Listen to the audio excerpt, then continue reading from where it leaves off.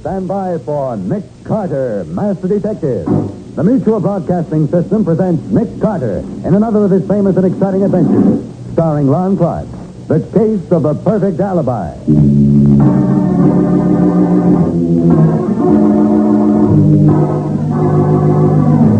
Patsy, what's the idea of phoning me here? What's up? Well, Nick, you've got to come to the hotel right away, room 411, and bring that box with you. Oh, why, Patsy? What's the matter? I can't tell you, but don't say anything to Chief Brody. If you do, Patsy, something's wrong. What is it? No, nothing's wrong. Only...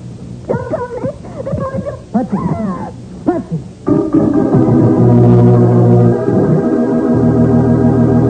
Now, Nick Carter, Master Detective, and the Case of a Perfect Alibi.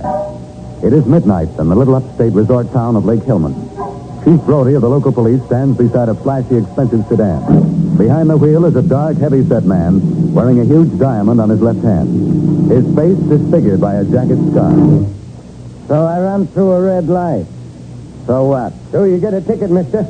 Let's see your driver's license and the car registration.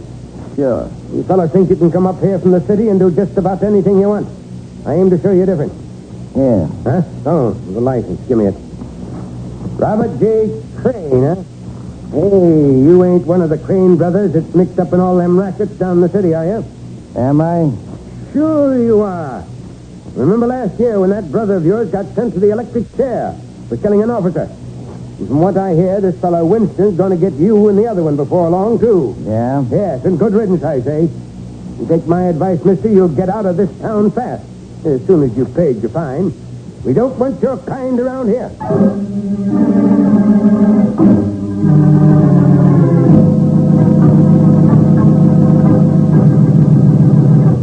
Nice and cozy, ain't it, Mr. Winston?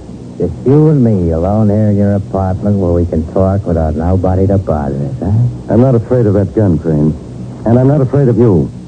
Now say what you came to say and get out. Sure, but not for a while yet. This ain't much of a dump for a big shot like you to live in. The DA's office don't pay the special prosecutor so good, huh? I'm satisfied. You like working for glory, huh? I'm working for the satisfaction of wiping out such scum as you, Crane. Murderers and racketeers. Yeah, and making a big name for yourself, too. You and your big campaign to clean up the town. Crane, if you weren't scared, you wouldn't have come here tonight. But it won't do you any good. I'll get you and the rest of your mob, just as I got that gun-crazy kid brother of yours. That's what I come to talk about, Mr. Winston, my brother Johnny. He was a killer, and he got what he deserved. The chair. Yeah, you sent Johnny to the chair just 1 year ago tonight, just at midnight. Now do you know why I'm here? No? Why? It's 1 minute to midnight now, Mr. Winston. And when that clock starts to strike, I'm going to send you the same place you sent my kid brother. You can't bluff me. Why, every cop in town... Cops? You know what I think of cops? I'll show you. Pick up that phone if you want to. Go on, call the cops. See if they can help you. What is this, a trick? Go on, call them. All right, I will. Operator, give me the police, quick. It's midnight, Mr. Winston. Hello, this is Special Prosecutor Winston. Send... Rocky...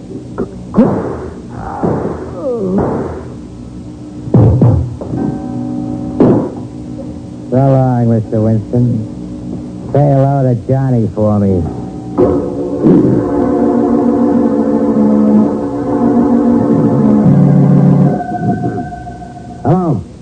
Hello, this is Sergeant Mathison, homicide. Send out a call for Rocky Crane, suspicion of murder. Send a couple of boys to every one of those gambling houses he owns. And send a couple to his apartment. Notify the radio cars to watch out for a 1949 Cadillac sedan. Light gray and loaded down with chromium. License number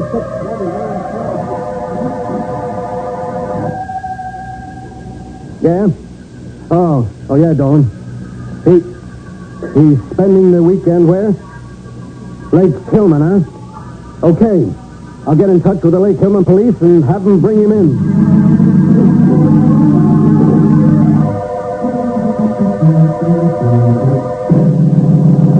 Back, Sarge. What's the idea of dragging me back to town in the middle of the night? Take a look out the window, Rocky. It's morning now. The sun's coming up. So what? What's the beef, Sarge? You were picked up just as you got out of your car in front of the Lake Hillman Hotel. at exactly 13 minutes to 2. That's right. Where had you been? Just out for a little ride. Why? I'll say you'd been out for a ride. You rode back here to the city, bumped off Leonard Winston from the DA's office, You and then mean somebody knocked off Mr. Winston? Well, now, ain't that too bad? It's too bad for you, smart guy. You hated Winston because he sent your brother to the chair. You swore you'd get him for it. Did I, son? Yes, you did. Well, you know how it is. And Winston was making things hot for you now, too. In another month, he'd have closed up every one of those gambling houses of yours and run you out of town. He couldn't have proved nothing on me. Sure, I'm glad he's dead, but I didn't do it. Look, you can't lie out of this one, Rocky. Winston called headquarters just before he was killed. He started to say your name. Besides, I wasn't anywhere near the city last night. Oh, no? You're going to have a tough time making a jury believe that. Sorry. Ain't gonna be tough at all. What? Take a look at this. What is it? It's a ticket for running through a red light in Lake Hillman, 150 miles from here, Sarge. And look at the time on it. 12 o'clock midnight. 12 midnight? What? Why, that's the same time Winston was killed. Yeah, I know. And that traffic ticket proves I was 150 miles away when it happened.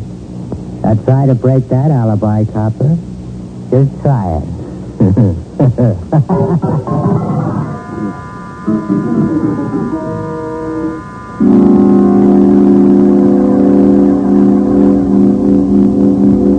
Oh, I had to turn him loose, Nick. There wasn't anything else I could do. I suppose you checked with the Lake Hillman officer who gave him the ticket, Matty. Why, of course I did. It was the chief of police himself. The chief of police was directing traffic. Yeah, Patsy, you know how it is in those small towns.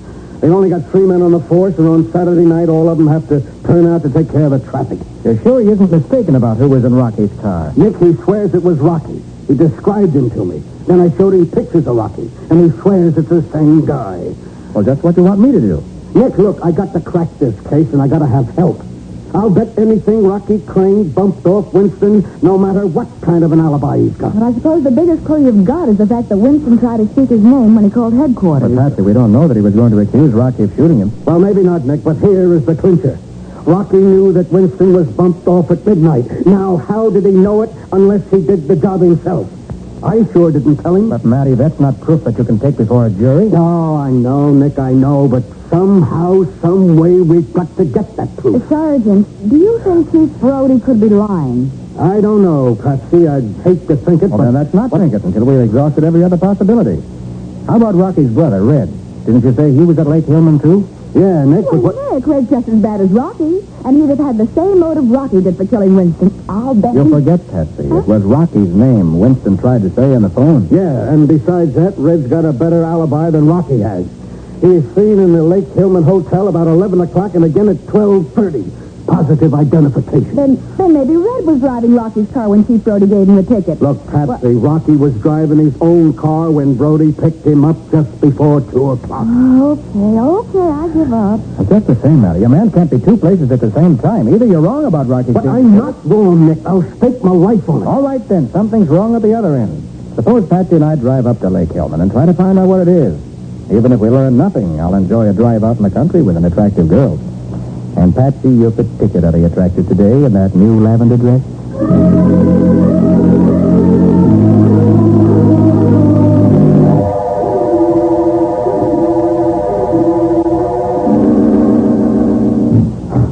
Rocky, Jesus, I'm glad to see you. I was afraid something had gone wrong. No, they turned me loose about 2 o'clock this afternoon. You know where you've been all this time? It's after 10 now. I went around to the club for a while. Get your stuff together, Red. I want to pick up the old man. Don't worry about him. I took care of that little matter myself this morning. You what? Sure. After the cops picked you up, this town was buzzing. I thought if the old boy heard anything, he started putting two and two together. You saw it. Since one of you got brains enough to think. I said we dump him on the way back to the city, didn't I? Yeah, but suppose he'd have got wise. Suppose he'd gone to the cops. Yeah, maybe you were right at that. Yeah, sure I was. I had him meet me out at the edge of town. Never mind the blueprint. What about his stuff? His stuff? Yeah, his clothes and things. Well, I guess they're still over at that crummy boarding house where he was staying. Why? You mean you didn't have him take all his stuff with him when he left? No. Why make him think something was up? You dumb ark, you stupid fat-headed jerk. Take it easy, Rocky. What's he got there anyway? A couple of shirts, an extra pair of socks, maybe. And the box, bird brain. Gee, Rocky. I forgot about that. If the cops ever find that box and hook the old man up with us, we're sunk. I might have known you'd louse things up for me. I can get it back, Rocky. I can go over there right now. Then get moving. And listen, Red. Yeah. Get everything else that belonged to him, everything. Let him think he skipped his room right and beat it. But don't let nobody see you. They ain't gonna see me. If they do... If they do, just make sure they don't talk about it. Make sure they don't never talk about that or anything else.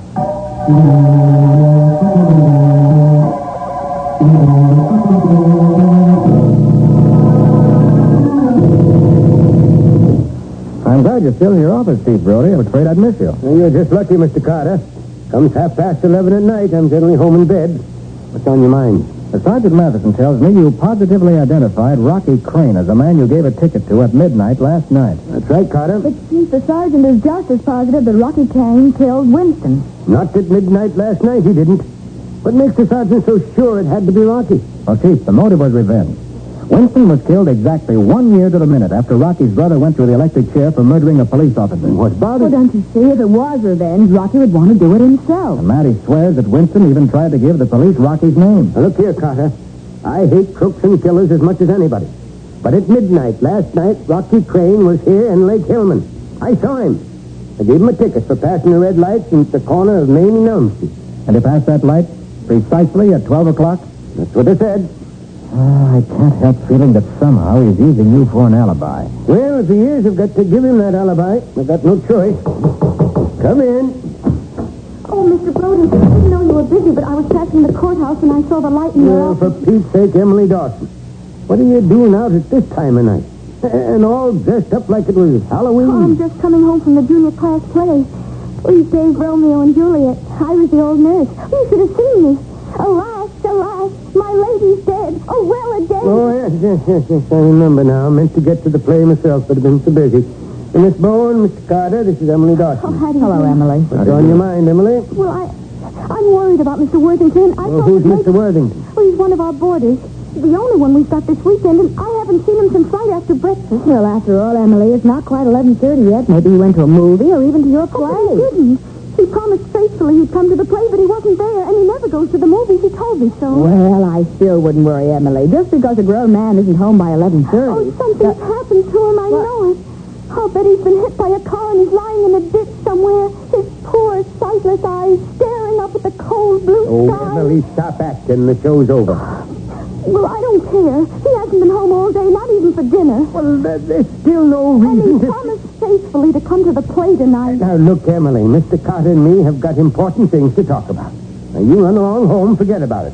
If this Mr. Worthington hasn't shown up by I morning... won't forget about it. And if you won't do anything, I will. Well, what can you do? I'm going to telephone the Crystal Club in the city and ask them to notify his folks.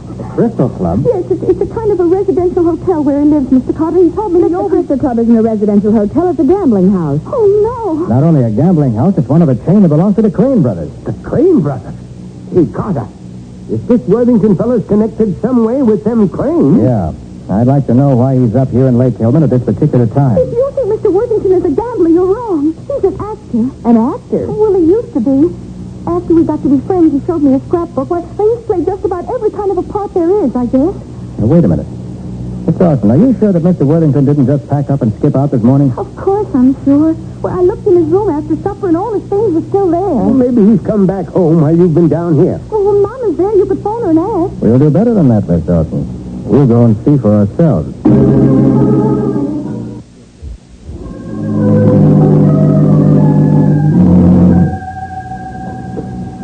Thanks for calling me up, Susan.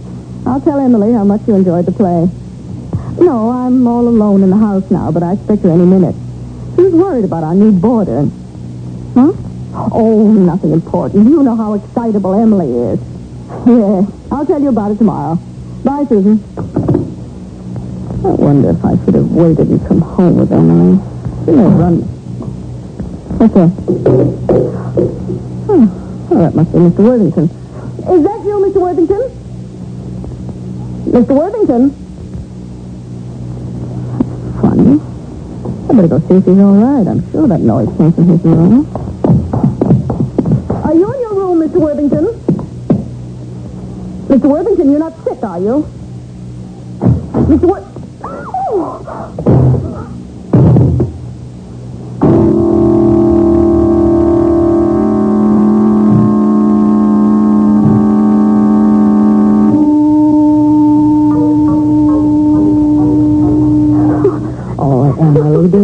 stop crying. The doctor says your mother's going to be all right. Then why is she still unconscious? She has a slight concussion from that blow on the head, Emily.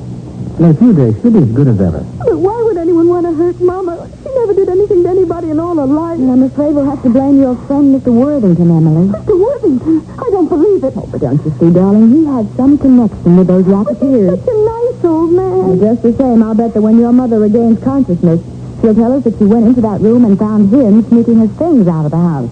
Well, Patsy, I'm more inclined to think that it was someone else. Someone who came here for his belongings. Someone who couldn't afford to be seen. But one of the Crane brothers? Maybe. What? And when Mrs. Dawson walked into the room, he socked her and got away. Then Worthington must have had something in his room that would incriminate them, some piece of evidence. Well, if he did, it's not there now. Everything that belonged to him is gone. Well, everything that was in the room is gone. What? I have his makeup box. You do? Yes, sir. Mr. Worthington was just wonderful with makeup, and he promised he'd fix me up to look like an old lady for the Clark's play tonight, but he didn't come home, so I went up to his room and got it. Well, where is it, Emily? Right over here on the mantel. Oh, I wouldn't have kept it or anything like that. I just wanted Let me see the box, please. Oh, yes, sir. I know Mr. Worthington wouldn't have minded my using it. He told me Now, that don't worry, Emily. I'm not blaming you for the box. I'm glad you did. Now, let's see what's in here. Looks just like every other makeup box, doesn't it? A lot of old dirty sticks of grease paint. Yes, but everything isn't old, Patsy. Here's a brand new bottle of collodion and a new bottle of spirit gum. Oh, the spirit gum is what they use for sticking on false beards. False mustaches, too. And collodion makes an excellent artificial scar. An artificial scar? Then maybe it wasn't Rocky that Chief Brody gave the traffic ticket to after all. Maybe it was Mr. Worthington, made up to look like him. It could be. With only a dim light from the dashboard on his face, it wouldn't be hard to get away with a disguise. No. Emily, tell me. Is Mr. Worthington a heavy-set man with a deep voice? Oh, no, Mr. Carter. He's little and skinny. He's got a high, sort of cracked-sounding A voice. man like that could never impersonate Rocky Crane, not with all the makeup in the world. No, but I know who could. You do? Patsy, get us a couple of rooms at the hotel. We won't be going back to the city tonight. All right, Nick, but what are we staying here for? I'm going back to see Chief Brody. I've got a nice new idea I want to test out.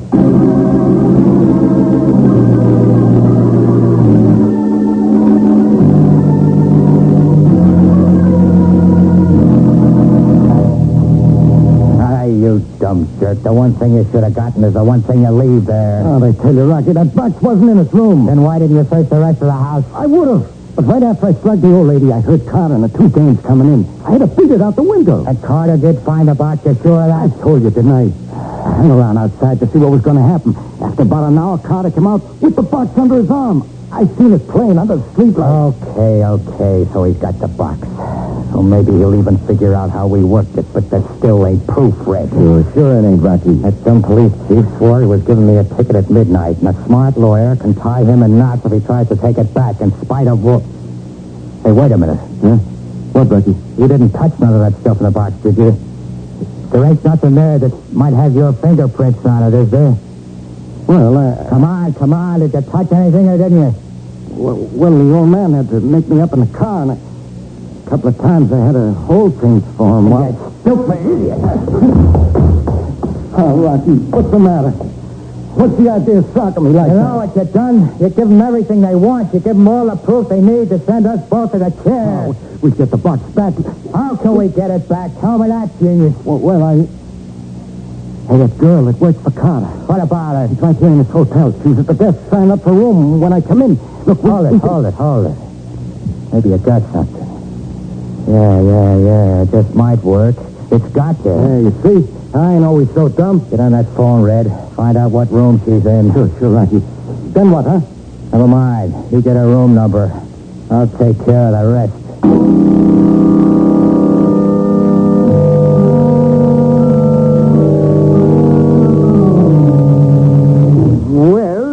Well, yes, Carter, it was kind of dark inside that car when I gave Rocky that ticket. Then it could have been Red Crane made up to look like Rocky, couldn't it? The difference in height wouldn't show with him sitting behind the wheel, and they both have the same type of face, big and beefy. Yes, I guess it could have been if he had some kind of black dye on that red hair. Not dye. Mascara. Oh. Something that he could wash out quickly. And there's a big cake of mascara in this makeup box. And it's almost used up. Yeah. And with paint on his face to give him a dark complexion like Rocky's, and a false mustache, and that scar painted on with whatever it is. Collodion. Professional actors use it all the time. All right, right, so maybe it could have been Red instead of Rocky. But you don't have any proof that it was. Not a bit of proof. That's why we have to find Worthington's body. If we can't prove that Rocky murdered Winston, perhaps we can prove that Red killed Worthington and that Rocky was an accessory. What makes you so sure anybody killed the old man? Well, why else would he have disappeared without taking his things with him? And besides, he's the only one who could tell what really happened. The Crane boys would never be safe while Worthington was alive. Yes, I see what you mean. But without having any idea where to look for him, it's going to be pretty hard finding the body. No, I don't think so. If they wanted us to think Worthington had run out, they'd hide the body where it wouldn't be likely to be found. Well, sure, There but... can't be too many places like that near here. No, I guess there ain't.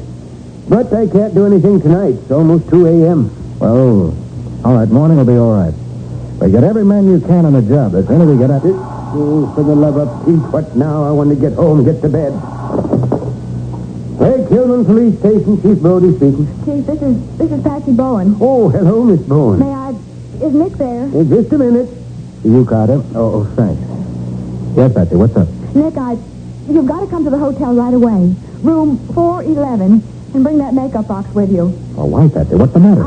I can't tell you, but don't say anything to Chief Brody. If you do, they'll... Hey, Patsy, something's wrong. What is it? What is it? Nothing's wrong, but... They'll come, Nick. They're going to get Patsy! Patsy! What's wrong, Carter? You're pale as a ghost.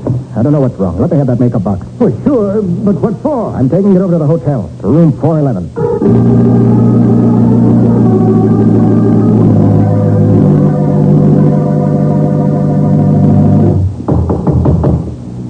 Come in, Carter. What's the score, Rocky? Where's Patsy? Sit down, Carter. Put your gun away. I've got one, too, you'll notice. What have you done with her? Nothing yet.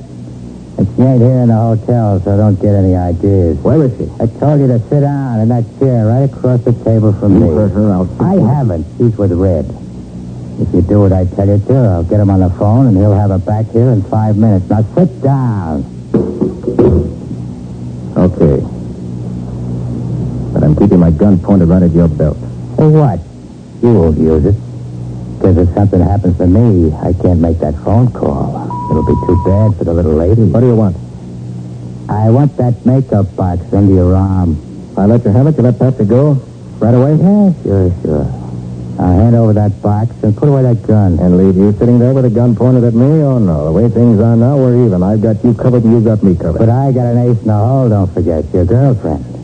If I don't make that phone call in the next 15 minutes, Red will... You're going to make that call, Rocky. I'm betting my life and Patsy's life that you're afraid to shoot it out. You'll lose that bet, wise guy. I'd just as soon die this way as in the chair, and if I do, you go with me. Not if I shoot first. Even if you shoot first, look at the way I'm holding this rod, propped against the table lamp, pointed straight at you. I've already pulled the trigger, Carter. The only thing that's keeping the hammer from falling is my thumb. So what? So if you shoot me, my thumb lets go of the hammer and you get a bullet. Not only that, the girl will too. Red's got his orders. Doesn't look as though I have much choice, does it? No, Carter. I'm holding all the aces. But I'm holding the joker, Rocky. Keep away from that gun, Rocky. All right, I aimed at the gun itself. Your hand's only numb from the shot. What? One bet you overlooked. Your gun was propped up and pointed at me, but my bullet knocked it aside and spoiled your aim. Okay, but Red's still got the girl. You're forgetting that. I'm not forgetting anything. You're going to get on that phone and call Red. Ah, no, I ain't. You'd rather have me break your arm? I ain't making any call. Let her die. Don't make it. No, stop. Ready to make that call? Yeah. Let up on my arm. All right, over here to the phone. You better make it sound convincing. Oh, my God. Just a reminder. Now go ahead. And remember, one wrong move. I won't try nothing. Okay. Take up that phone. Hello, desk. Give me room 619. No, you were lying. She is here in the hotel. Yeah, Red. Spread your breath for Red. Hello, Red. It's Rocky. Yeah, everything's fine. I got it. You can let her go now.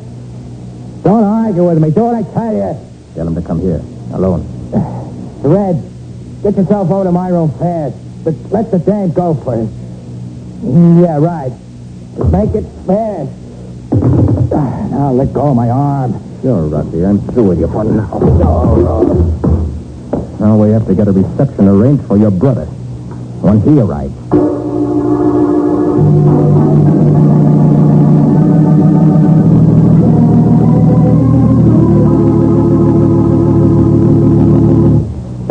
did they find Mr. Worthington's body? Oh, yes, Matty. It was in the old stone quarry under 20 feet of water, weighted down with scrap iron. Yeah, but have you really got any proof that Red killed him? Plenty. Ballistics can prove that he was shot with Red's revolver. Oh, and I suppose Rocky will be convicted, too, as an accessory. So it doesn't matter whether or not you ever prove that he murdered Winston. Probably. But I think we can prove it. Yeah, Nick? How? Red's fingerprints were on 2 of the sticks of grease paint in Worthington's makeup box. Those fingerprints are evidence that Worthington did a makeup job on Red. Uh-huh. Well, after that, it won't be hard to convince a jury that Rocky's alibi isn't worth a nickel. I wonder how they ever thought up such an idea. Well, Worthington was out of work, was broke. Yeah. He took a job as porter at the Crystal Club. Red found out he was an actor, and that started him thinking that Worthington's skill with makeup could be used to furnish Rocky with a perfect alibi. And the old man didn't even know he was mixed up in a murder plot? No, he was completely innocent. They told him they were going to play a practical joke on some friends of theirs. Well, just how did they work it, Nick? Well, the scheme worked like this, Matty. Rocky took Red's car, drove to the city, and killed Winston. In the meantime, Red picked up Rocky's car, met Worthington, got made up to look like Rocky, then intentionally ran through that red light and got a ticket. Well, one thing I can't understand is why Rocky allowed Winston to call the police just before he shot him. Well, that was part of his alibi. Rocky wanted the police to know the exact time Winston was murdered, because that was the exact time Red, disguised as Rocky, was getting the traffic ticket. Yeah, but he even let Winston call out his name. Well, that was something Rocky didn't figure on. As soon as Winston identified himself, Rocky shot him. But Winston still had enough strength left to try to identify his killer. He was a brave man. Wish I could be like that. But, you know, when I opened the door to my room and saw Red standing there with a gun, I just froze. I was scared to death. Well, you weren't the only one, Patsy. I had cold chills, wondering if I was going to be in time to save you. Well, at least all this may give Emily Dawson an idea for the next high school play. Yeah? What's that? Another one of Mr. Shakespeare's little masterpieces. The one called All's Well That Ends Well.